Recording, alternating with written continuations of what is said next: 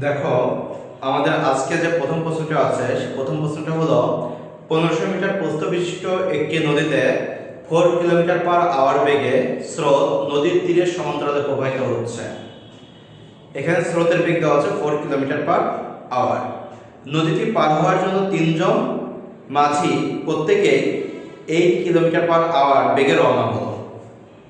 প্রথম মাঝি সোজা অপর পারে পৌঁছালো, দ্বিতীয় মাঝি অপর পারের দিকে যাত্রা করলো এবং তৃতীয় মাঝি স্রোতের সাথে 30 ডিগ্রি কোণে যাত্রা করলো। তাহলে এটা হচ্ছে আমাদের উদ্দীপক। প্রশ্নটা বলছে একক ভেক্টর কাকে বলে। একক ভেক্টরের কথা যদি আসে, একক ভেক্টর সংজ্ঞা কি? যে ভেক্টরের মান এক তাকে একক ভেক্টর বলে। অথবা তুমি এভাবে সংজ্ঞা দিতে পারো যে যদি কোনো ভেক্টর রাশিকে তার মান দ্বারা ভাগ করা হয় তবে তাকে একক ভেক্টর বলে। অর্থাৎ কোনো ভেক্টর রাশিকে যদি তার মান দ্বারা ভাগ করা হয় তবে তার দিকে অথবা সমান্তরালে একটি একক ভেক্টর পাওয়া যায়। অর্থাৎ একক ভেক্টর যদি কখনো এক মার্কের সংখ্যা আসে তাহলে তোমরা এটা লিখে দিবা। ওকে, পরের প্রশ্নটা খ নম্বর প্রশ্নটা বলছে যে কেন্দ্রমুখী বল দ্বারা কৃতকাজ শূন্য কেন?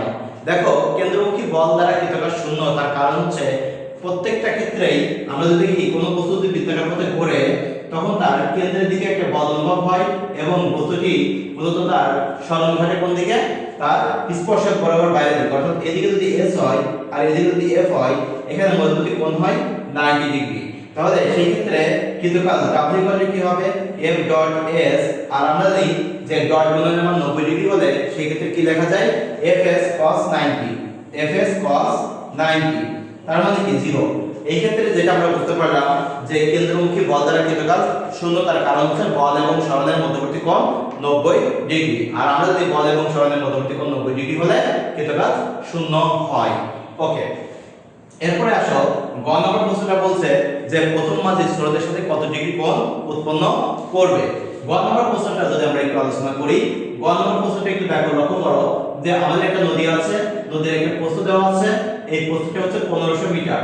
বলছে 1500 মিটার প্রস্থের একটি নদীতে স্রোত প্রবাহিত হচ্ছে কোন দিকে? এই দিকে, তীরের সমান্তরালে স্রোত প্রবাহিত হচ্ছে 4 কিলোমিটার পার আওয়ার বেগে। এখন প্রথম মাঝির কাজ কি ছিল? প্রথম মাঝি মনে করো এ বিন্দু থেকে যাত্রা করলো এবং সে কোথায় পৌঁছাবে?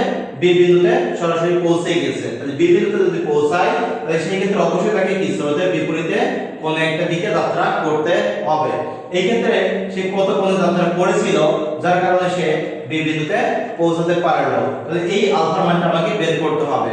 এখানে একটা বিষয় লক্ষণীয় যে সে 8 কিলোমিটার পার আওয়ার বেগে যাত্রা করেছিল আর সে পৌঁছেছিল সরাসরি 90 ডিগ্রি কোণে। কার সাথে?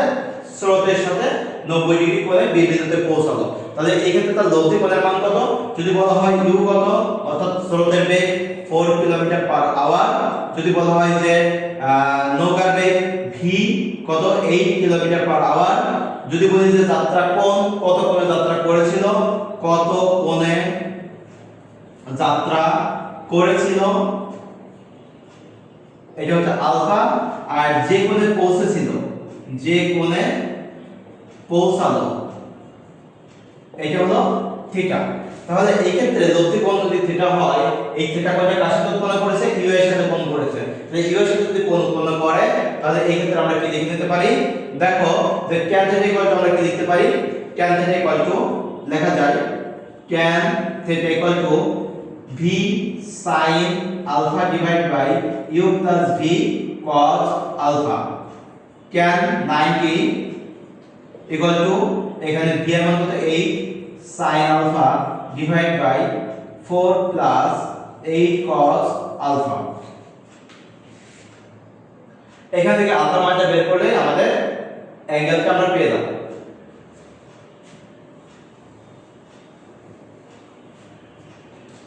তাহলে এখানে আমরা বলতে পারি tan 90 মানে কত? 1/0 8 sin alpha divided by 4 plus 8 cos alpha।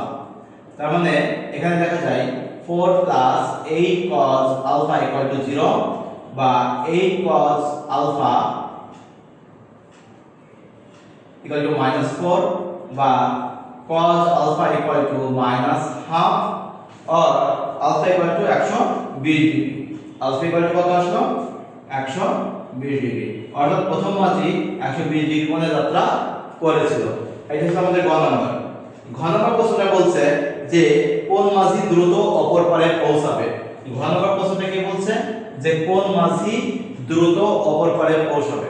তাহলে প্রথম মাঝির ক্ষেত্রে আমরা সময় বের করব। প্রথম মাঝির ক্ষেত্রে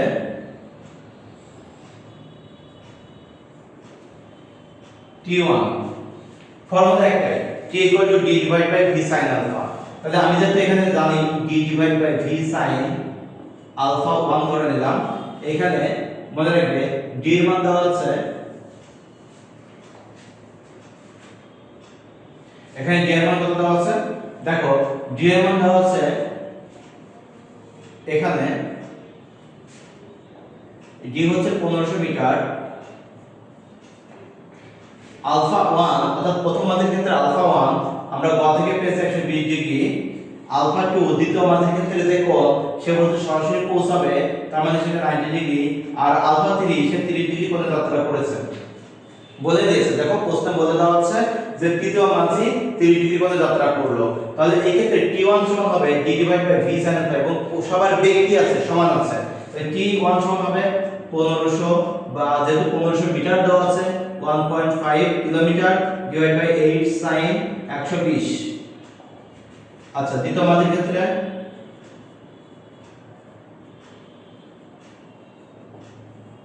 t2 সমান একই রকম d / v sin alpha 2, তাহলে d এর মান হচ্ছে 1.5 / 8 sin 90। আর তৃতীয় মাঝের ক্ষেত্রে ফাইনালি তৃতীয় মাঝের ক্ষেত্রে দেখো t3 আমরা লিখব d / v sin alpha 3, তবে d হচ্ছে 1.5 / 8 sin 30। এখন এই মানগুলো আমরা একটু ক্যালকুলেশন করে দেখো কত হয়। তাহলে 1.5 / 8 sin 120, এখানে মান আসে 0.2165, বা এটাকে যদি মিনিট করা হয়, মিনিট করবে তাহলে তোমাদের অ্যাকুরেট অ্যান্সারটা আসবে। এটা হচ্ছে 12.99 মিনিট। এখানে আসে কত 1.5 / 8, এখানে আসে 11.25 মিনিট। কারণ ঘন্টায় বের করলে অনেকটা কাছাকাছি মান আসবে, তখন তুমি পার্থক্য বুঝতে পারবে না অতটা। আর এখানে আসলো 1.5 / 8 sin 30,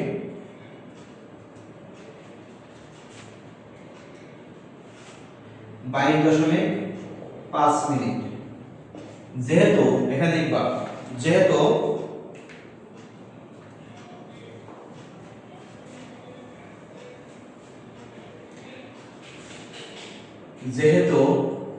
দেখো তো বড় কোনটা, t বড় হচ্ছে t3, তারপরে t2 1, তারপরে t2। যেহেতু t2 is greater than t1 is greater than t3, সেহেতু দ্বিতীয় মাঝি দ্রুত নদী পার হতে পারবে। এটা হলো আমাদের অ্যান্সার।